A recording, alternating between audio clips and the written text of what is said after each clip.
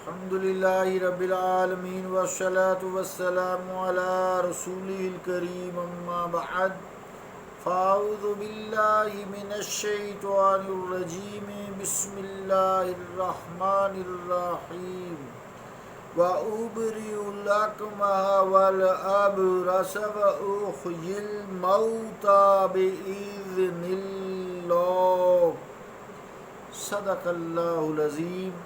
واجب الاحترام سامعین، السلام علیکم ورحمۃ اللہ وبرکاتہ۔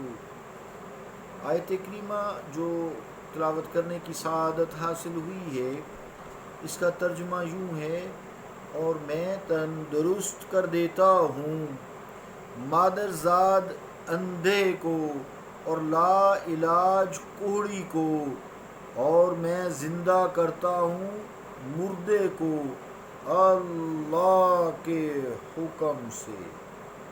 اللہ کا قول سچا ہے جو بڑی ہی عظمت والا ہے۔ عزیزان گرامی قدر، السلام علیکم ورحمۃ اللہ وبرکاتہ۔ پرویز صاحب اور ان کے ہم مشرب لوگ، ان کے پیروکار، اور جو بھی انبیاء کے معجزات کو تسلیم نہیں کرتے، احادیث مبارکہ کو تسلیم نہیں کرتے، اور پھر جو قرآن مجید میں معجزات کے بارے میں آیات ہیں جو میں نے ابھی بھی تلاوت کرنے کی سعادت حاصل کی ہے، پھر اس کی تشریح میں ایسی تعویلات کرتے ہیں کہ انسان ان کی جاہلیت پر حیران ہوتا ہے کہ اتنا پڑھ لینے کے باوجود، علم حاصل کرنے کے باوجود، نہ جانے انہیں پیچھے سے کسی بدعقیدہ کس نے چابی دی ہے، کسی کافر نے، یہود و نصارہ نے انہیں یہ سکھائی ہے۔ اس کا کوئی وجود نہیں ہوتا، بس اپنی سوچیں، اپنے گمان ہوتے ہیں۔ تو اسی طرح پرویز صاحب نے جو تشریح کی ہے، آپ وہ سماعت کریں اس آیت کے والے سے، یعنی یہ آسمانی روشنی تمہاری بے نور آنکھوں کو ایسی روشنی عطا کر دے گی جس سے تم زندگی کے صحیح راستے پر چلنے کے قابل ہو جاؤ گے۔ یہ وَأُبْرِئُ الْأَكْمَحَ اس کی تشریح کی ہے۔ وہ کہ مادرزاد اندھے کو، حضرت عیسیٰ علیہ السلام کا معجزہ ہے کہ جس کی آنکھوں کے یہ ڈیلے نہیں ہوتے۔ ایک تو نذرانہ کم ہو گیا، موتی ہے، آ جائے گا، یا کوئی اور بیمار نہیں، جس کے ڈیلے ہی نہیں ہوتے، یہ آئی باز ہوتے ہی نہیں ہیں۔ تو یہ آج تک نہ کوئی حکیم ڈاکٹر ایسا پیدا ہوا ہے جو مادرزاد اندھا جس کے ڈیلے نہیں ہیں اس کو آنکھوں کی روشنی دے دے، نظر دے دے، سوائے حضرت عیسیٰ کا، نہ تا قیامت تک آئے گا، کیونکہ معجزات ہیں یہ، اور اس کا تعلق انبیاء سے ہے۔ تو عزیزان گرامی قدر، وہ کہتے ہیں یہ آسمانی روشنی تمہاری بے نور آنکھوں کو ایسی روشنی عطا کر دے گی جس سے تم زندگی کے صحیح راستے پر چلنے کے قابل ہو جاؤ گے۔ یہ ابر الاکمہ کا انہوں نے یہ ترجمہ کیا ہے۔ سبحان اللہ، کیا علم پایا قرآن کا! عربی دانی کا کیا مقام ہے تمہارا ہے پرویز! منکر حدیث اور منکر معجزات اور علم غیب انبیاء کے، اکما کی کیا تفسیر تو نے فرمائی ہے۔ اسی طرح انہوں نے جو آگے آیت میں نے اس کی آگے ہی ہے پڑھی تھی، کل پڑھی تھی، وَأُنَبِّئُكُم بِمَا تَأْكُلُونَ وَمَا تَدَّخِرُونَ فِي بُيُوتِكُمْ، اور میں تمہیں بتاتا ہوں جو تم گھروں میں کھا کے آتے ہو اور چھپا کے آتے ہو، رکھ کے یعنی آتے ہو۔ اب انبیکم کے انہوں نے جو تشریح کی ہے، اس میں بھی عجیب قسم کی گل افشانیاں کی ہیں۔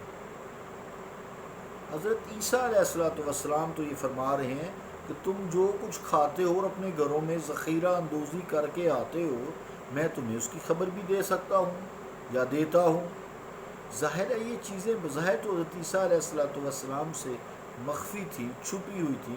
کسی کو کیا خبر کہ فلاں نے کیا کھایا ہے آج اور کیا گھر میں رکھ کے آیا ہے، مگر حضرت عیسیٰ علیہ السلام یہ سب کچھ بتا دینے کا اعلان کر رہے ہیں، اور میں اپنی نسبت کر رہے ہیں، میں تمہیں بتاتا ہوں، وَأُنَبِّئُكُم، اور میں تمہیں بتاتا ہوں، وَأُنَبِّئُكُم بِمَا تَأْكُلُونَ وَمَا تَدَّخِرُونَ فِي بُيُوتِكُم، تم گھروں میں کیا چھپاتے ہو، کیا تم کھا کے آتے ہو، اعلان کر رہے ہیں۔ اور اللہ تعالیٰ بِإِذْنِ اللہ ہے سارا، اور اللہ تعالیٰ نے ان کے سلام کو قرآن کے الفاظ میں بھی بیان فرما دیا ہے، کلیئر کٹ بیان فرمایا ہے۔ لیکن پرویز صاحب تو معجزات کا انکار کرتے ہیں، جب کہ اس آیت میں تو انبیاء علیہ السلام کے علم غیب کا ثبوت موجود ہے۔ یہ جو پیٹ میں چیز بندے کھا کے آتے تھے حضرت عیسیٰ علیہ السلام کے سامنے، یہ غیب ہی ہے نا، یہ غیب ہے، نظر نہیں آتی، کوئی بندہ بتا بھی نہیں سکتا، آج بھی نہیں کوئی بتا سکتا تم گھر میں کیا کھا کے آئے ہو، اندازہ ہی ہے۔ شاید بات صحیح ہو جائے، یا کوئی جینٹ چھوڑے ہوئے ہیں اپنی وہ چمکانے کے لیے علمیت روٹی کے پیچھے، میں ادھر اب نہیں جاتا۔ اب سوال یہ ہے کہ حضرت عیسیٰ علیہ السلام نے آخر ان امور جو میں نے ذکر کیے ہیں، یعنی کل بھی ذکر کیا تھا، مٹی سے پرندے کسی صورت بناتا ہوں، فَأَنفُخُ فِيهِ فَيَكُونُ طَيْرًا بِإِذْنِ اللَّهِ وَأُبْرِئُ الْأَكْمَحَ وَالْأَبْرَصَ وَأُحْيِي الْمَوْتَى بِإِذْنِ اللَّهِ وَأُنَبِّئُكُم بِمَا تَأْكُلُونَ وَمَا تَدَّخِرُونَ فِي بُيُوتِكُمْ۔ یہ سارے جتنے بھی ہیں اس میں بِإِذْنِ اللَّهِ کا کلمہ ہے، اللہ کے اذن سے، اللہ کی اجازت سے، اللہ کے حکم سے، تو یہ سب کچھ تو اللہ تعالیٰ کے حکم سے عیسیٰ علیہ السلام کر رہے ہیں۔ اور اگر تم معجزات کا انکار کرتے ہو، اس کا مطلب تم تو اللہ تعالیٰ کا انکار کر رہے ہو، کیسے تم اپنے آپ کو مسلمان کہلا سکتے ہو؟ تو عزیزان گرامی قدر، عیسیٰ علیہ السلام سب کچھ اللہ تعالیٰ کے حکم سے کرتے تھے۔ جتنے بھی معجزات کا صدور ہوتا تھا، ظہور ہوتا تھا، تو وہ تو حضرت عیسیٰ علیہ السلام کرتے ہیں اور اللہ کے اذن سے کرتے ہیں۔ عزیزان گرامی قدر، وہ اللہ کے اذن کے حضرت عیسیٰ علیہ السلام، نعوذ باللہ نعوذ باللہ ثم نعوذ باللہ نعوذ باللہ من ذالک، حضرت عیسیٰ اللہ کے اذن کے بغیر تو نہیں کر سکتے، نہیں کر سکتے یقیناً، اللہ بڑا ہے، اللہ اکبر۔ ثابت ہوا کہ معجزات جو ہے انبیاء علیہ السلام کے حق ہیں، اور ان کا علم غیب بھی حق ہے۔ یہ قرآن مجید کی جو آیات حوالے کے لیے دی ہیں، بتائی ہیں، یہ ثابت کرتی ہے اور تحقیق ہے۔ پرویز صاحب جیسے مفسرین کی جو ایسی باتیں ہیں، تعویلات ہیں، جو احادیث صحیحہ اور مفسرین سلف کی تشریحات کے سراسر منافی ہے، کوئی صحیح العقیدہ اور سلیم الفطرت مسلمان اسے تسلیم نہیں کر سکتا، بلکہ صحیح فطرت جو سلیم الفطرت انسان ہے، وہ تعویلات، ایسی تعلیم جو انہوں نے کی ہیں اپنی پیروکاروں کو، وہ تسلیم کر ہی نہیں سکتا۔ پھر آیت کے جو میں نے بات کی ہے ابتدائی حصہ پر غور کیا جائے تو ان کے الفاظ میں ثبوت معجزہ بھی موجود ہے، جیسے ارشاد ہوا انی، اس سے پہلے یہ آیت ہے، انی قد جئتکم بآیات من ربکم، انی بے شک میں آ گیا ہوں تمہارے پاس، انی قد جئتکم میں تمہارے پاس آ گیا ہوں، بآیات من ربکم تمہارے رب سے نشانی لے کر، معجزہ لے کر آ گیا ہوں۔ تو عزیزان گرامی قدر، یہاں آیت سے مراد کیا قرآنی آیات ہے یا کوئی ایسی خاص نشانی ہے؟ قرآن تو رسول کریم صلی اللہ علیہ وسلم پر اترا ہے، تو جسے اصطلاح شریعت میں معجزہ کے نام سے تعبیر کیا گیا ہے۔ اگر آپ کو لفظ معجزہ سے اتنی چڑ ہے تو چلیے ہم معجزات انبیاء کی بجائے آیات بینات کہہ لیں، مگر آپ کچھ بھی کہتے رہے ہیں، پرویز انبیاء علیہ السلام کی جو آیات یا معجزے ہیں ان کا انکار کوئی شخص نہیں کر سکتا، اگر اس میں عقل ہے اور وہ تمہارے پنجرے میں بند نہیں ہے، اور اگر انکار کریں گے تو یہ معجزات چونکہ قرآن سے ثابت ہیں، قرآنی آیات کا انکار ہے اور وہ سراسر کفر ہے۔ اللہ رب العالمین ہمیں ہدایت عطا فرمائے۔ کل انشاءاللہ پرویز صاحب کی تضاد بیانی شروع کریں گے۔